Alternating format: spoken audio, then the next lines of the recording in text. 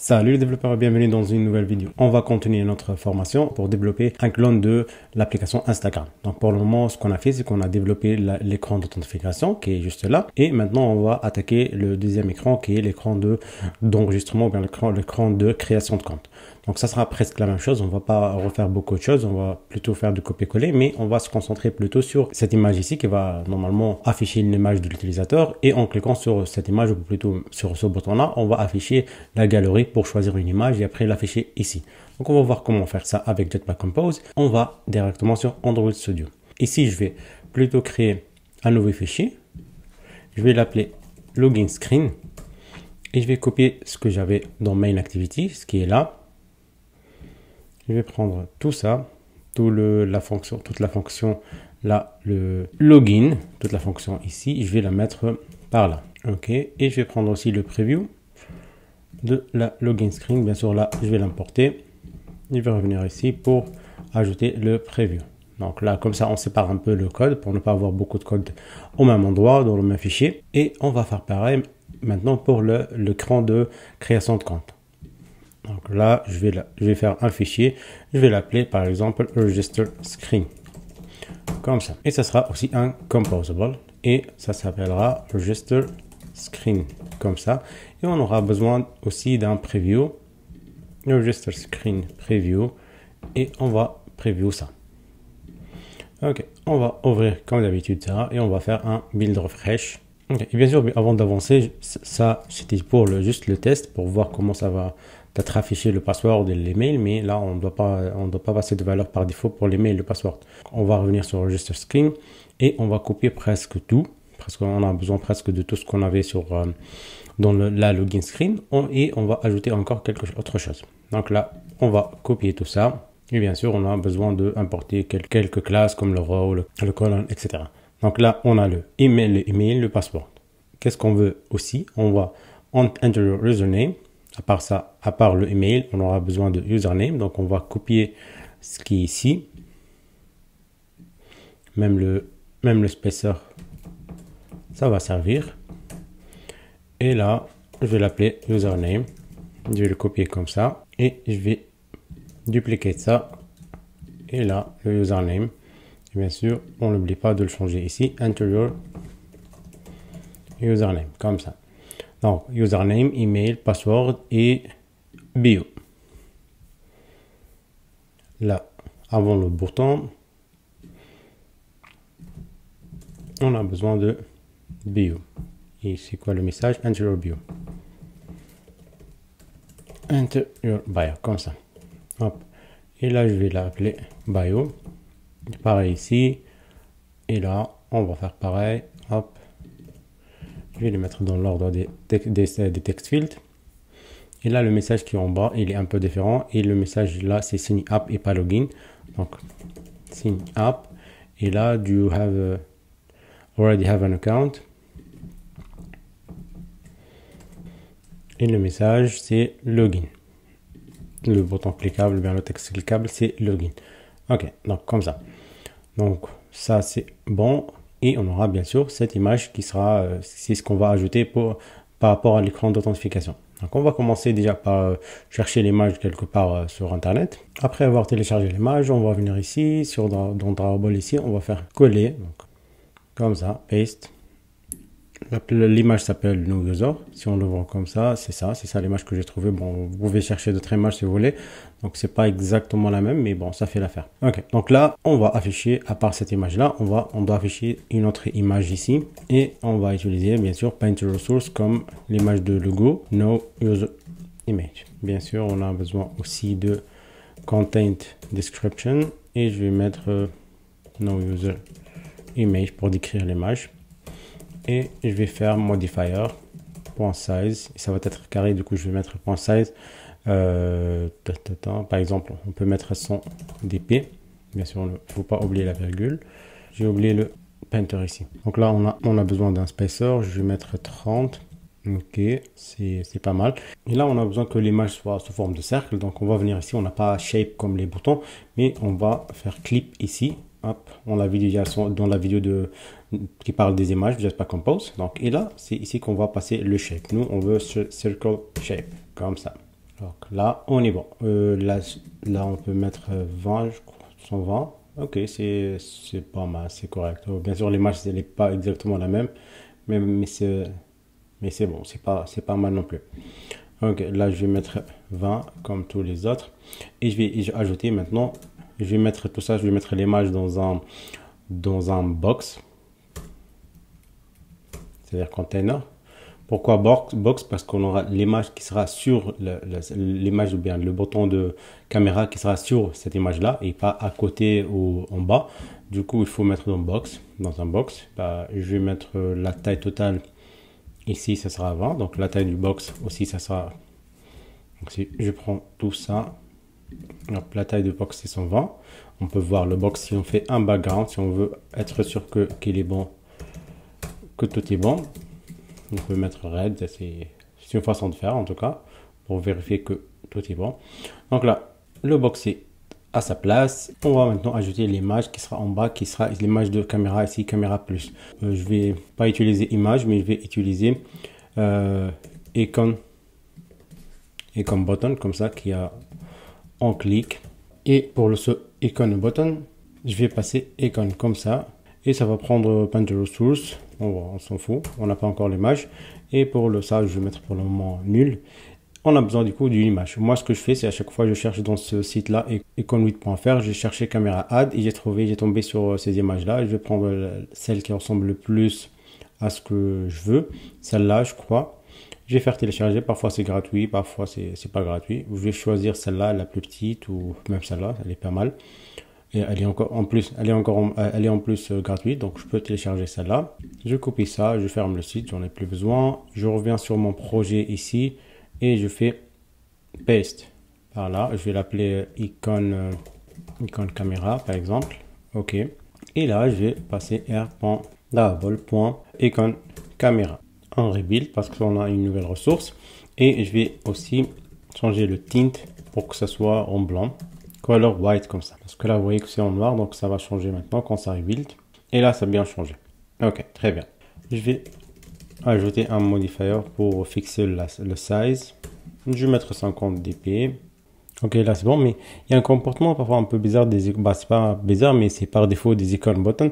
Là, vous voyez, le shape, il est de base sous forme de cercle. Il met le contenu dans un shape cercle, donc ça c'est pas très intéressant. En plus, il ajoute un padding à droite et un padding à tous les côtés qu'on veut pas, parce que nous on veut que l'icône soit en bas, tout en bas. Du coup, on doit enlever ce icon button. Moi, je vais l'enlever comme ça. Il y a bien sûr d'autres façons de le faire en utilisant l'icon button, faire quelques modifications de comportement par défaut. Mais je vais pas faire ça, je vais faire simple. Et là, je vais diminuer ça. Je vais mettre 40. Vous voyez là, il n'y a plus de padding déjà, c'est plus sous forme de cercle, donc c'est propre. Donc là, c'est bien. Maintenant, il faut que ça soit cliquable parce qu'on a enlevé le icon button, donc ce n'est plus cliquable. Donc on peut venir ici et ajouter clickable dans le modifier directement. On peut le faire sur n'importe quel composant. Donc, et là, on va faire le nécessaire pour afficher, pour chercher l'image depuis la galerie. Donc pour faire ça, on a besoin de quelque chose qui s'appelle un launcher. Donc, comme ça. Un launcher, c'est quoi en fait? C'est quelque chose qui va déclencher, qui va se lancer pour ouvrir une autre application qui sera l'application de galerie et après qui va récupérer le résultat. Donc on peut le faire comme ça. Remember launcher for activity result. Puisqu'on a dit que c'est pour récupérer quelque chose en activity result, donc quand on retourne de cette activité-là, de cette application-là, de l'autre activité de galerie, on doit recevoir quelque chose dans la fonction en result. Donc pour le contract, on va passer activity result, contract, activity result comme ça, contracts à la fin S comme ça.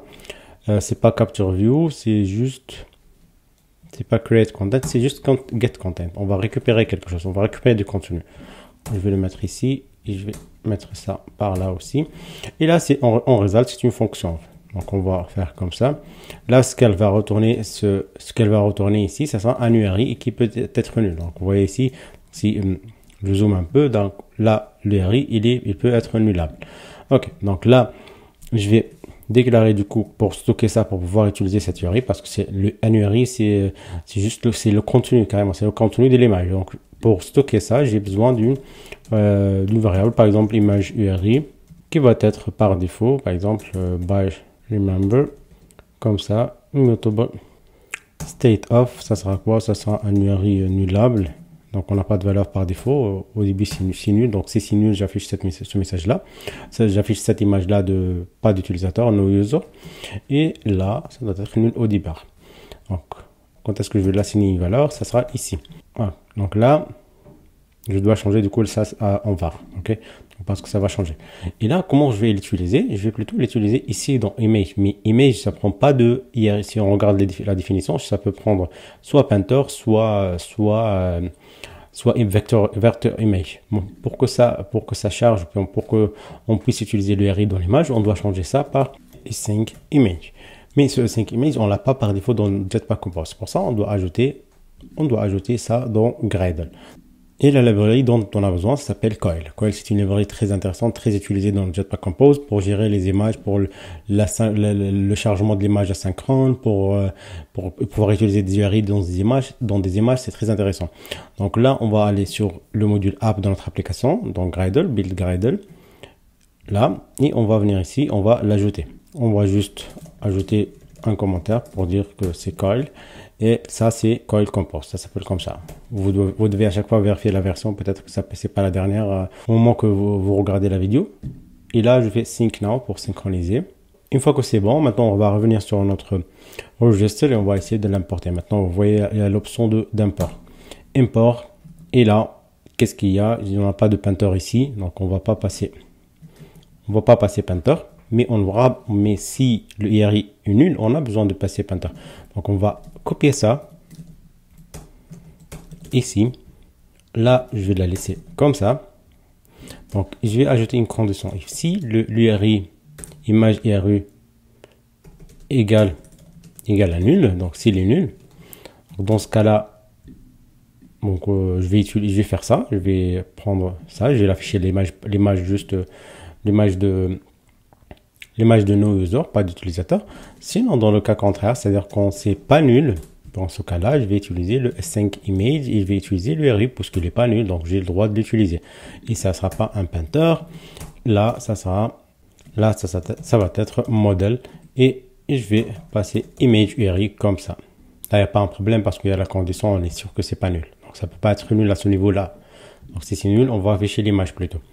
On va synchroniser ça. Mais tout d'abord, quand est-ce qu'on va lancer ça? C'est en cliquant sur cette icône-là, le compte de plus, le compte de cette icône-là. Donc, on va venir ici, on va faire launcher parce qu'on l'a créé, mais on ne l'a pas utilisé. On l'a créé ici. On a dit qu'en result, on va assigner la valeur de DRU à notre image URI créée. Mais on n'a pas dit quand est-ce qu'on va le launch. Hop, donc là, on va dire de chercher toutes les images, soit PNG, JPEG, peu importe. Je vais venir ici dans Main Activity, au lieu de afficher le login screen, je vais afficher plutôt register screen. Après, bien sûr, on va changer tout ça, ça ne va pas rester comme ça. On va ajouter la navigation après. Là, on est juste en train de créer les interfaces. On va lancer ça. Et là, on a l'application qui a été lancée ici. Hop, on va fermer tout ça. Et là, je vais cliquer sur ça, sur l'icône qui est juste en bas. Hop, ça affiche ça, Donc, puisque j'ai pas de photo ni rien, donc ça va pas proposer grand chose, mais je vais quand même télécharger sur Google Chrome ici directement quelques photos et on va retester. Ou bien je peux directement aller sur Files ici et drag and drop depuis le PC, depuis mon PC ou mon Mac directement une image que j'ai ou bien une photo que j'ai sur mon PC. J'ai juste drag and drop la photo. On va voir maintenant. On va revenir sur notre application Instagram. Et là, je vais cliquer de nouveau sur cette icône de caméra. Je vais plutôt chercher Browse. Apparemment, là, il cherche dans le dossier des photos directement et pas dans Download. Là, je vais chercher dans Downloads comme ça. Et là, je vais choisir cette image. Bon, ça l'a fait, ça l'a téléchargé, mais j'ai l'impression que la taille de notre image, elle n'est pas fixée. On a fixé que le width, mais pas le height. Du coup, ça doit être plutôt size au lieu de width. Là, ici, on va redémarrer. Ah là, j'ai fait une bêtise, j'ai changé le width de l'image Instagram, donc je crois que c'est pas du tout ce que je voulais faire. Ouais, c'est pas du tout ce que je voulais faire en fait. Le logo Instagram, faut pas le toucher. Il va rester ici, mais là, c'est plutôt ici qu'on doit faire ça. C'est plutôt ici qu'on doit faire ça en fait. C'est par là. L'image, c'est cette image-là qu'on doit afficher en cas de URI égale à nul. Il n'y a rien de préparé. Je suis en train de développer l'application avec vous en même temps que j'enregistre la vidéo. Donc, je exécute de nouveau ça. Et donc là, on a exécuté l'application. On va cliquer de nouveau sur ça. Recent, c'est celle-là que j'ai utilisée dernièrement. Et là, ça doit la changer. Ok, très bien. Donc là, on voit qu'il n'y a plus le clip. Ok, donc le modifier, il n'y a plus le clip. C'est pour ça que c'est pas sous forme de cercle. Donc, c'est normal. Donc là, on est bon. Donc là, le size, ça c'est image utilisateur. Donc, on a écrit en anglais, donc user image, user photo. Ok, donc là, on va réexécuter, on va voir. Normalement, c'est le dernier test et tout sera bien. Là, de nouveau, je clique sur ça encore une fois. Un dernier test, je sélectionne cette image-là et là, tout est bon. Donc, notre image picker ou photo picker fonctionne bien. C'est parfait. Donc, on est prêt pour l'interface suivante, je pense l'interface la plus attendue, qui est l'interface de page d'accueil. Et là, on va utiliser le lazy column, on va utiliser le top bar, le scaffold avec le top bar, avec les actions ici, avec le bottom bar, etc. Il y a beaucoup de choses à faire.